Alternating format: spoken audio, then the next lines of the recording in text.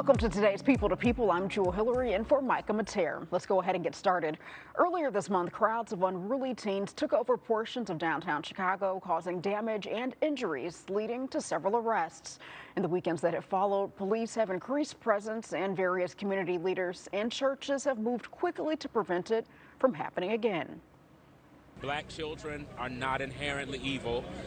They are made in the image of God just like everyone else is. And so we're here to say we want to help provide opportunity as people of light. Passing out cards to give out opportunity for employment this summer, to let folks know there's a better way to be more productive as citizens and not just disruptive. As many as 500 people participated in that event.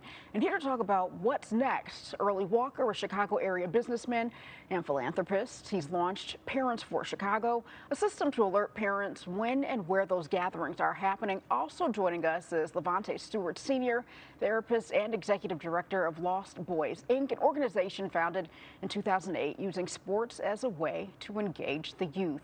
Gentlemen, thank you so much for joining us. It's great to have you on the show. Thank you for having us. Thank you for having us. All right, so Early, let's start with you. Let's talk about this new service that you said is just a week old. It's giving parents an opportunity to find out where their children potentially are. Talk to us about it. Absolutely. So, of course, you're just speaking in reference to what's been going on. And so this idea came to me actually a little over a year ago when we kind of saw towards the ending of the summer, this was kind of, beginning to be an issue. And so, it was towards the end, so we didn't really do anything with it. And so this year, when I saw everything kind of ignite and start igniting again, I reached out to Director Brooks of CPD, and I said, you know what, we need to launch this. He said, you know what, you're right, let's do it. And so we worked through the kinks and literally have been kind of going back and forth trying to get everything out. But ideally, the whole purpose of this is pretty much just to be an additional tool to parents. What I had been seeing on social media after the fact of these incidents is that parents were saying they had no idea that one, their kids were involved in this, or two, that this was even going on. And primarily because a lot of parents were, at work. We saw people at work. We saw people weren't able to be on social media, news. They weren't able to watch the news, and so that was primarily the biggest issue. Is that we were like, okay, let's figure out some type of a way, some type of a system to where they don't have that excuse. We want parents to be able to know, one, where their kids are, what their kids are doing. We know we live in an area where children are very mischievous. We found that as well, that some parents had no idea that their kid wasn't at their friend studying, or they weren't at the movies. They were just saying, hey, I'm going to hang out. And so just an additional follow-up. And so it's a text service, so parents can text a number and kind of take us through what happens. Yes. So the way it works now is you text Chicago Kids, one word, to 21,000, and basically you'll get a welcome text back from us. And then if there's any type of an incident, if we get alerted from any type of authorities as far as something might potentially be taking place, you'll immediately get an alert text from us letting you know what's going on, where it's at. Check and see where your kids are at. We also have been advising parents to also, in addition to this, to get some type of a GPS device put on their kid's phone. Or an AirTag. They're very cheap. You can put it in a book bag. That way you know their whereabouts. So that way if something is going on and the kid's not answering the phone, well, now you have a way of tracking them. Okay. And so I think that most people can agree that this violence that is, like you mentioned, it's happened last year, happened again a couple of weeks ago. We've seen it a couple of times. It's deeply rooted. There's not just one solution to it. And Levante, I know that with Lost Boys, Inc., you have been involved getting down and dirty, for lack of better words, in the community, working with these young people, trying to give them positive outlets so that they're not engaging in activities like this, particularly families that live in underrepresented neighborhoods, Black community. Levante, tell us more about what you're doing through Lost Boys, Inc. Yeah, Joe.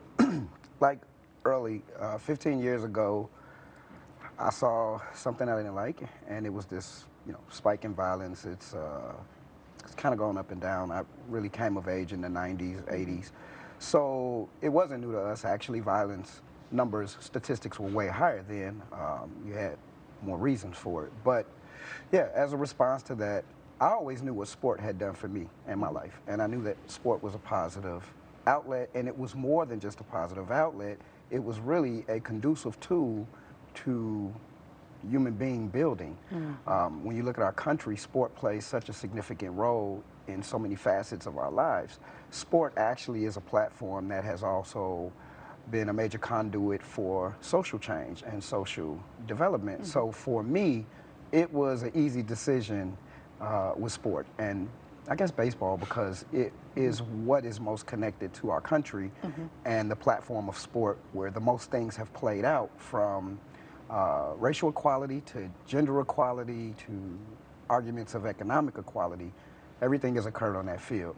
So yeah, we took that platform to first start addressing violence. And what we learned in the early years was that it was really about development and what we could do to help youth get to where they need to be. Okay. And so, you know, how have you seen your organization make a difference in the lives of children who, you know, may not have the resources and the opportunities that other children may have? Well, the funny thing about nonprofit work is it's always about numbers and data and statistics, the quantitative stuff. But what's most fulfilling for people that get into this work is the qualitative stuff that you see, the real impact.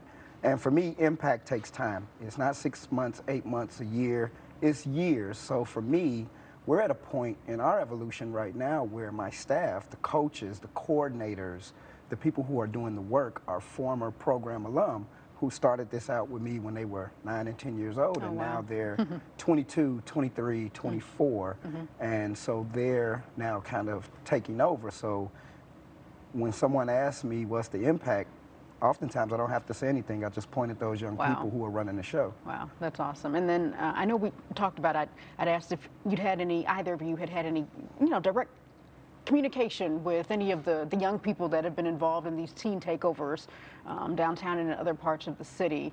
I've heard people say, you know, a lot of these young people are hurting from a lot of different things, and that's pouring out into this, you know, this type of negativity.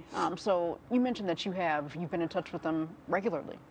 I have. So, in fact, we put a employee message out letting our young people know in no uncertain terms, we better not find out that you were down there humbugging, or there are going to be consequences, because we're kind of this second set of parents, if you will, or the village. We're that extended eye.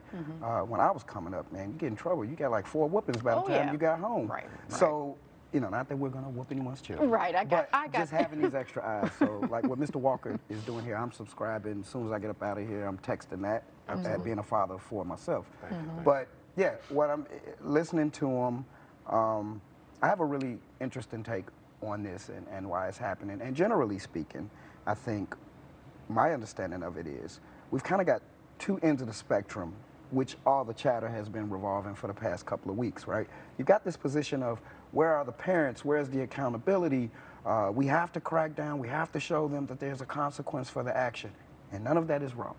But then we have the other end of the spectrum that says, hey, they don't have anything to do, they don't have this stuff in their community, they're hurt, this is their voice crying out, da da da da da. And I think we have to all find a middle ground, because this side is right and this side is right. It's not an either or argument, it's an and argument. And I think that's a lot of what Chicago is missing in this conversation that has now gone to the national stage again for conversation. Yeah, that's a great point. And early, I wanted to bring things back on over to Chicago, excuse me, the text service that you have available to the parents. You mentioned that like close to 5,000 people have already signed up for it. So, I mean, that's showing that this is something that's needed, right?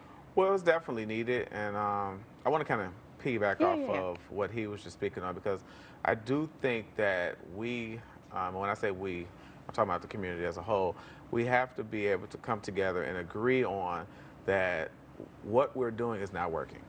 And I think that we have to come to a conclusion that what we, and what I mean by we is our generation considered fun at one time, is not fun to these kids, you know, and so we have to figure out a way to not necessarily condone them, yell at them, whatever the case is, but figure out a way to get their attention. Because, engage them. Yeah, because you can continue to lock them down, you can continue to arrest them, you can do all of that, but what does that really do? You know what I mean? And also, you know, echoing his point, you know, you have to be able to meet them where they're at. You know, social media is is the day of the age now. I mean, really, a lot of these kids are doing this stuff because they want to go viral. They want attention. Right. Okay, so what do we do? What do we have to do? And we can't give up. We have to figure that out, you know, Yes. because if you give up on them, well, we already know the incarceration is already sky high. I mean, yeah, you can lock them up, you know, you can put them in an audio home, but what does that really do for the futuristic generations? And so we have to be able to come together as a community as a whole and say, okay, sit these kids down, you know, because I see a lot of panels, I see a lot of Right. various different organizations that will meet with kids, but when you look at the kids, you're like, well, these are straight A kids. These Right. are straight. These are not the kids that are, you know, doing it. I loved your question because it's important to reach out to these kids who are actually doing it because Right. you want to hear from them. You want to ask them, what do you need? Right. You know, listen. I And like you wish said, they want the attention. they and want we the need to give attention. it to them. And I would love to get in touch with the head honcho, the kid who's actually I would hire him today. Right. Imagine having a person Right. on your team that's that Can qualified organize to that. organize to get that type of Yeah. but that's the type of mind frame we have to be in. We Yeah. have to figure out a way to say, okay, how do we put these kids to use? How do we use what they're doing and put it to tools? And some will say, well, these kids don't want to work. These kids don't want to do anything. And in some instances they're right. Right. Again, they don't want to do what we're pushing on them. Right. So we need to find something as a community, as a whole. It might not be basketball. Right. It might not be, you know, it used to be when we coming up, you know, you had the double dutch on. They don't want to do all that stuff anymore. You know, they want Right. to play We've video got to games. engage them you in a different have to way. figure out how to meet them where they're And that's at. a great point, that they're not lost. They got lots of brains. They got lots of sense. Very so smart. we got to continue this conversation. Gentlemen, thank you so very much. This was a great conversation, and we'll continue to have it in the weeks and months to come. All right. Well, thanks to our guests. You can find the Parents for Chicago line by texting Chicago Kids to 21,000 or email to parentsforchicago@gmail.com to share information. And you can find the work that Levante is doing with Lost Boys at lostboyswithaz.org.